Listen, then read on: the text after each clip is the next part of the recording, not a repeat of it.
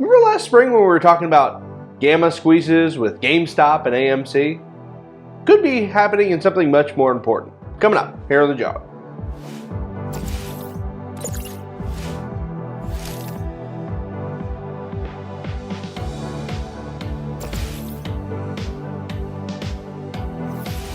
Hi folks, Alex Klingelhoeffer here with Exencial Wealth Advisors. It is 8:04 here in the middle part of the country on Friday. Happy Friday to you. It is February 4th, 2022. Here's your morning jog around the economic headlines of the world. And let's start in Beijing. Olympics opening ceremony. Lots of fanfare, lots of hoopla, thousands of people, young athletes living their best lives, and new giant geopolitical alliances being announced. Yep. So Vladimir Putin, Xi Jinping of Russia and China have announced an alliance at the Olympics. You can't make this stuff up. It's like a 1970s style novel of superpowers combining strategic interests. Putin saying he supports Xi in the Taiwan situation. Xi now has Putin's back as well. Two players getting together to confront NATO. It should be an interesting 2020 on the geopolitical front as we continue to see escalation. And now, hey, if you're going to have an alliance, might as well announce it at the Olympics. All eyes of the world are upon you. Here in the U.S., some nice payroll data. 467,000 new jobs in January. We told you when we had that disastrous December jobs report that it would be likely that the January report came in quite a bit above expectations. In this case, 150,000 jobs versus the 467,000 reported. It was a very good report. Unemployment rate still at 4%, which is really very good. That's sort of thought as a very neutral long-term number for the economy. Any lower below that, and you really get too much friction hiring and firing folks. You do need some amount of slack in the economy for folks to be able to be hired and so on and so forth. Payrolls, good number. Again, we said, hey, back in December we had a really bad number.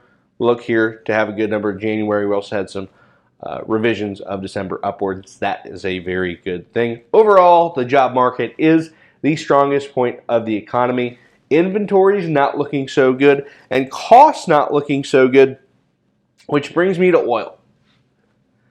Now at $93 a barrel, WTI finally breaking through 90 and shooting straight to 93. It's starting to get a little bit expensive in terms of the overall economy. Starting to see it in everything. Energy prices really hitting the top end of what could be a socially and politically acceptable price for the black stuff. Here's the issue. Back in the depths of contango and a little bit later on in 2020 and 2021, dealers sold lots of call options for oil at $100 or more a barrel. Those options are rapidly becoming close to in the money. What does it happen when options go from way out of the money to being closer to the money? The second derivative of the price, in this case, it's called gamma, increases. Meaning for each tick that the price of oil goes up, options dealers have to buy the underlying contract to keep their portfolio books neutral. What does this do? It creates an ever-escalating cycle of prices as options dealers look to hedge their liabilities.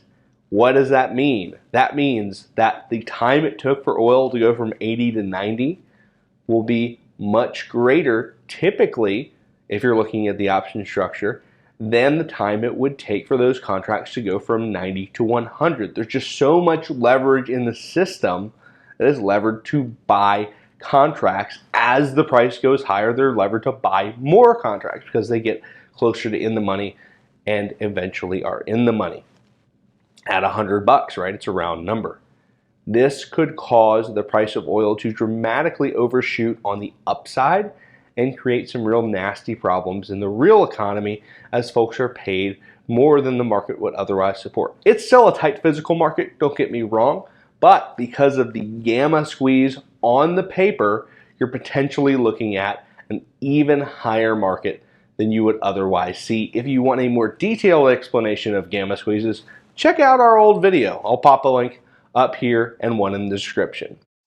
If you want some additional information throughout the weekend, feel free to find me on the internet. I am out there. Until then, I hope you and your family have a really nice weekend. I am out.